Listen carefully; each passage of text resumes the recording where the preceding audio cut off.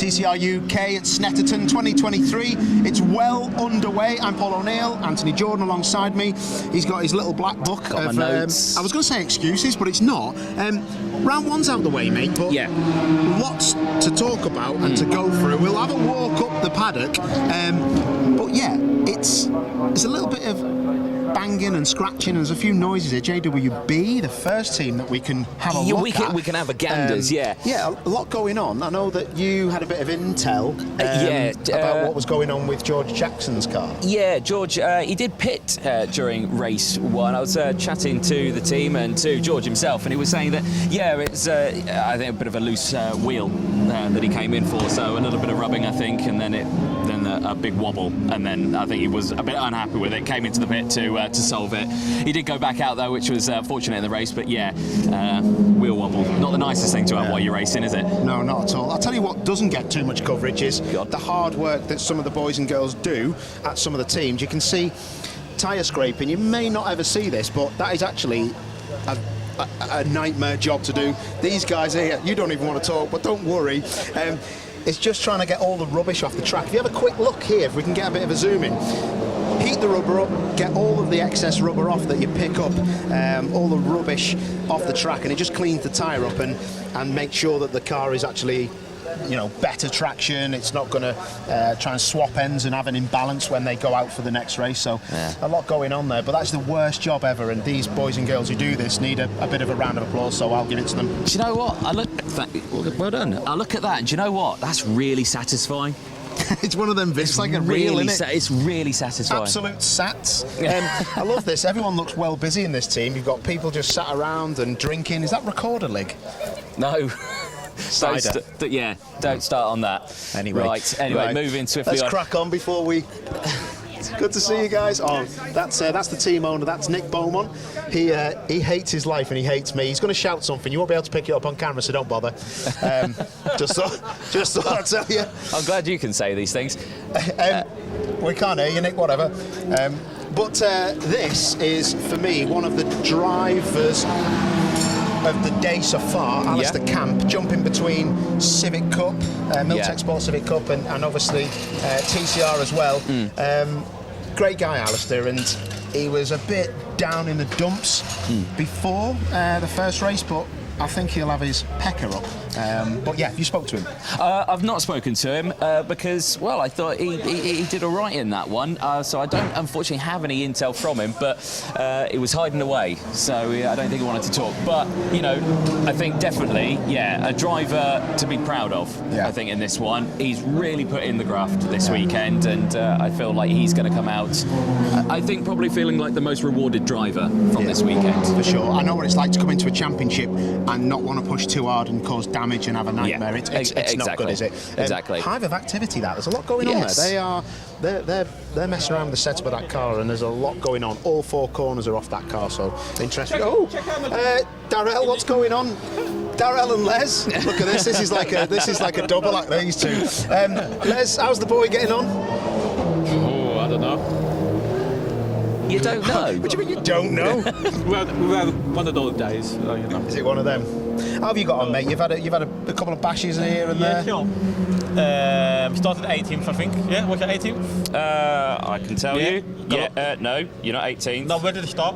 Oh, where did you start? Yeah, sure, 18th. I started 18th. Got up to 11th, I think it was. Yeah. And then Shepard had the drive-through. Would have put me into 10th. She would have been on pole, and then somebody was a bit eager on a dive from the inside and took both of us out. Well, Honesty, best policy. Yeah, sure. I had a word with him, and I said he was just too over ambitious.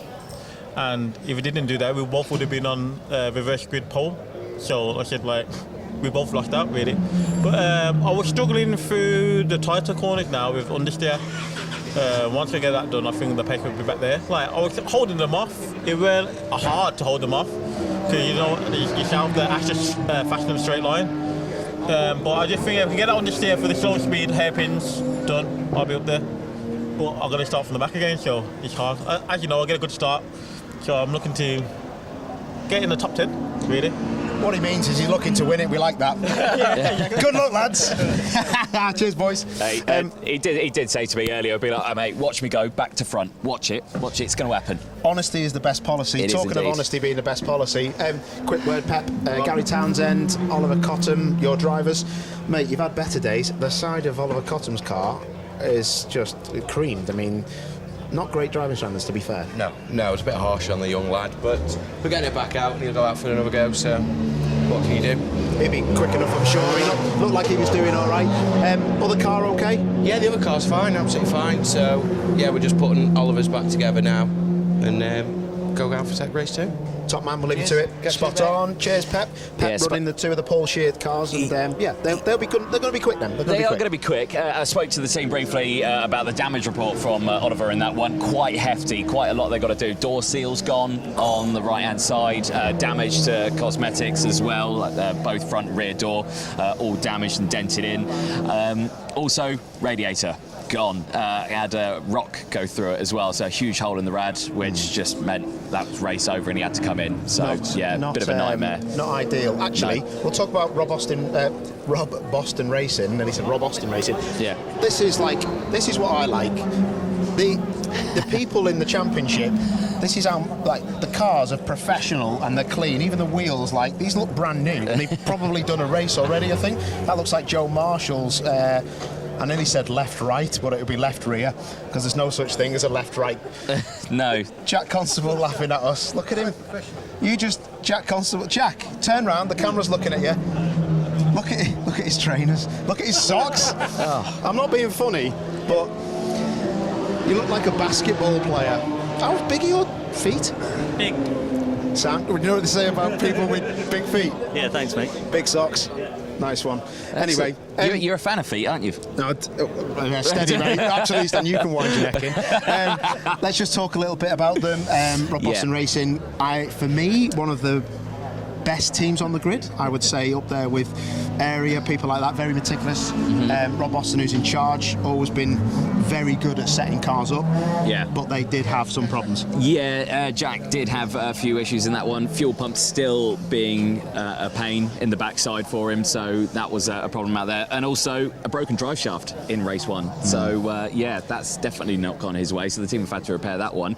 Joe Marshall, on the other hand, no real dramas, and he actually starts this next one from P3. So we were talking about one of these Gen 2 Audis getting away with a win in the first weekend, and with Joe, that could potentially happen, couldn't it? I said to these guys, I was like, I think an Audi will win a race today, and I honestly think that Joe could do it. He's fast enough, he's good enough, and it's a shame that Jack isn't up there, but I'm sure they'll be fine. You missed a bit. That is probably the worst thing you can ever say to someone. Why would you ever say that? Literally, because that's why AJ's hated in the paddock. I hate and they all love me. Do they? No. Yeah. Yeah. This man's starting on the reverse pole. Yeah. We had a little word with him before. Yeah. And I mean, I don't know where he is now. He's got some great results around this track. Found him. I know he's won.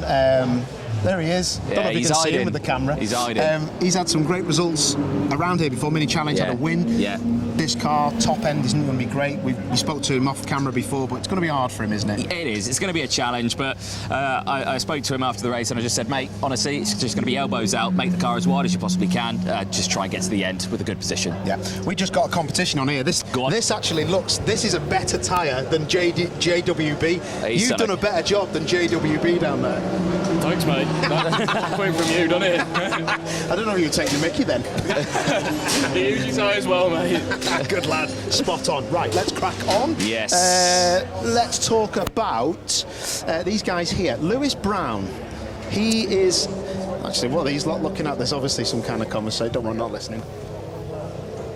Hello. If you put that back in, 500 extra horsepower, really fast. Right, he's joking now. I thought we were going to get some quality content, but he's just said 500 extra horsepower. Now, I've been told, very quickly, Paul, I've been told that there's a new sticker on the back of Brad's car. I don't know what sort of sticker it is. Lewis, can you give us I can an see insight?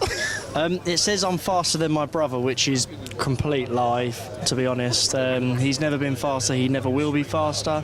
He's never better looking, he never will be better looking.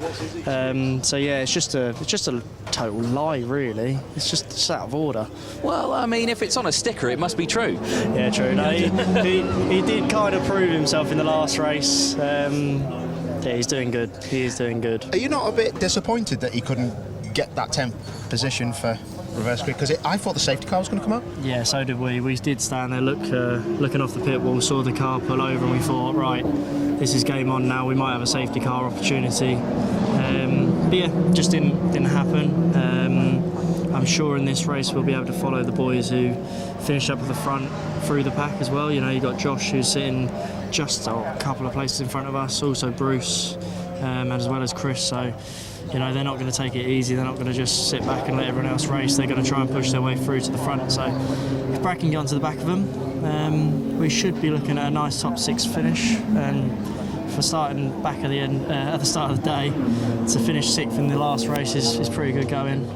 It's better than what I would have probably done. So yeah. So it's true then. Yeah, there you go. 100%. Stickers never lie. Stickers never lie. Cheers, Lewis. Cheers, Captain. Right. Then, Lewis Brown though, just a note on him. I thought he was that was an outstanding drive by him today. Yeah. Could have got all tangled up when he dropped 3rd. Yeah. But didn't. Cracked on and finished 4th. And Yeah, goes so, again. Solid drive again. So yeah, he's still in that sort of reverse grid area, but he's not really. Well, he has lost position, but only a couple. Yeah. But you know, I reckon we could see some good things from Lewis in that next race. Just have to see how he goes, really. Nice looking car as well. That It is, yeah. I like it. the colour scheme. I like the colour scheme. Yeah. Very good. Any reason why that would have a garage down? Oh, it's because it's Carl Baldley's car. They must be just doing a few things to it. Yeah, I think they're doing a bit of work to it. What's the sketch with Carlos? Well, I haven't really got any intel on Carl, but I think, again, just a solid performance from him. I think he seemed pretty happy with everything. He got away with the Diamond Trophy, I want to say. Yeah, it was. Goodyear Diamond, wasn't and yeah, so I think all round he's had a pretty good one, and I think he's just going to crack on, head down, and just see what he can do. Really, he's a sleeping winner. That guy. Yeah, he'll win a race in TCR for sure. He will. Good guy. Someone who's good to speak to about what the differences are with different championships. Yeah. That he's raced in. He's raced at the top level. Rick Kerry, he was having a nightmare when I last spoke to him. Yes. And why? Why? Well, I can tell you why. Well, he's standing right there. He can probably tell you himself. Setup. We'll start with the good. Yeah. That setup change he did. Loves it. Oh, good. Car's running so much better, so much faster. He's got the performance. He likes that. The only downside to that better performance that he gained from that is that he didn't put enough fuel in it and it ran out. So can I just ask? There Rick, he is. Who are we blaming for not putting the enough? gauge. The gauge was still showing 22 years. If I could find them, I would. But no, the gauge was still reading 22 litres. We normally get surge at 15. We really, on paper, would calculate everything right, apart from the gauge not being accurate. So we live and learn. We're pleased with the progress we're making. So We go again, my man. I'm sure you'll be fighting. we'll try hard. Top man. Well done, Rick. Cheers, Rick. I'm sure you will be absolutely golden, my man. Right, let us move on. And this is somebody that, one, should be a lot better than they have been. Yeah. And also, they've got a story, haven't they? They do have a story. So Callum Newsham. Callum Newsham. Now he, was having a pretty good race until something decided to break, i.e. diff, and then the diff shattered into the gearbox casing and then broke that. But, stroke of genius by the team, they've got a new gearbox. They went to Accelerate.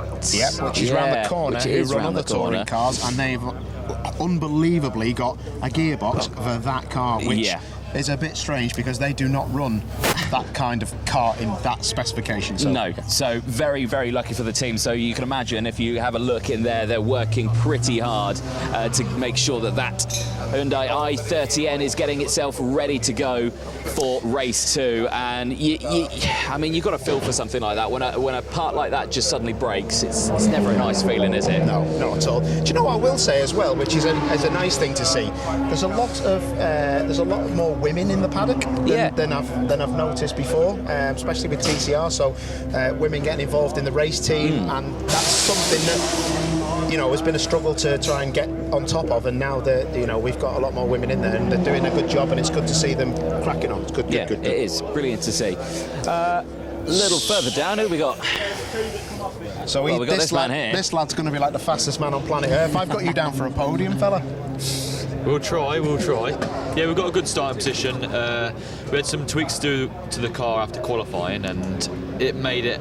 We went a little bit too far with the tweaks that we did, so we went from oversteer to understeer, but we've come back a little bit. I think the temperature is what changed the track a little bit from yesterday to today, but yeah, hopefully we're getting there now. Top man, listen, all the very best.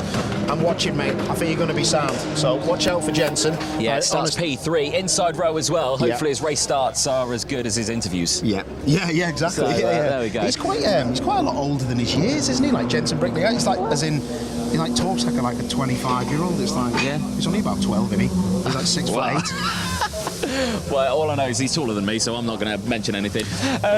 Bruce Winfield, well, what can you say? Amazing. Solid drive. Yeah. Solid drive, and I feel well-deserved as well. Absolutely. And it's that well-deserved that if you have a look at his car, and when you come back from his car, if you come and swerve past us and then he's right behind you, and he's got the best sunglasses I think I've ever seen.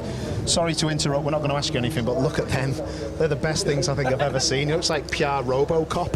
So, are we racing or skiing? I'm not too sure at the moment, but yeah. Don't talk about skiing to Lewis Kent, because didn't he smash through the trees and break his nose? Yeah, 60 mile an hour. Yeah. Brilliant. Awesome.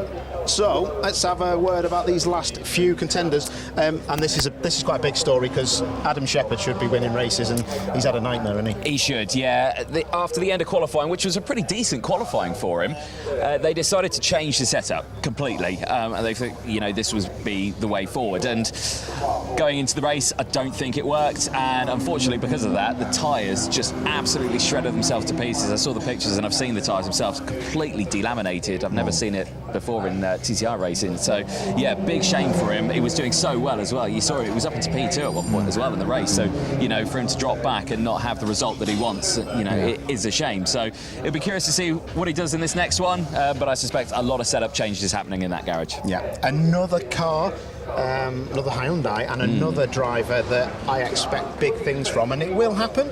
But Alex Lee, he'll be devastated. He will. I mean, the end of last year, he really put in the work, didn't he? He was winning and he was just getting it done. Going into this year, not the best result, but still, he's in there, he is in contention. I reckon he's going to come away with a race win. He might even come away with a race win in race 2 today. So, you just got to see what he can do, because he is a quick young lad. I think he just needs to get his head down a bit in this one. Well, he could win this one. He could. There's a few people who could win this one, actually, to be fair, I reckon. Right, let's talk about these last couple of cars. Yes. Sorry. There's the drivers. They're hanging themselves up to dry. Yeah. So we've got Mr. Pickles on the right, or Mr. Sumpton to his friends, and we've also got Chris Smiley here. And actually, this is a nice little bit to show off. These race overalls, and they won't mind me doing this, but they get thinner as the years go on. They used to be really thick. And they have to wear Nomex, and they have to be, capable of 10 seconds at least of stopping fire getting through, and they wear undergarments under that as well, Nomex, which is just unbelievable. They just make me laugh because they're so light now. I used to put mine on, they were like 3 layer and so heavy. So yeah, it's all good. But Restart Racing, I think they've been exceptional, and there's a lot going on in that garage. It just shows they're fast, but they still will change things. So Restart are looking good. Chris Smiley will be well happy with the new Honda FL5, and also it's the FK7. It's an FK7 that Sumpton's in. So they've got some stories though, and they'll be happy. Yeah, they have. Yeah, you know, it was. I think the team were super happy with a third place finish for Chris in that one. I think they didn't even expect it. Chris is a quick driver. He knows what he needs to do, but the car is brand new, and that's what it's been the issues with it. Still a lot of work going on. A lot of the data's still happening. I think they're talking backwards and forwards with Italy and things like that. But like I say, chassis number 1 is brand spankers, and as soon as this weekend's done, it goes back to Italy. Scott Sumpton again in that race.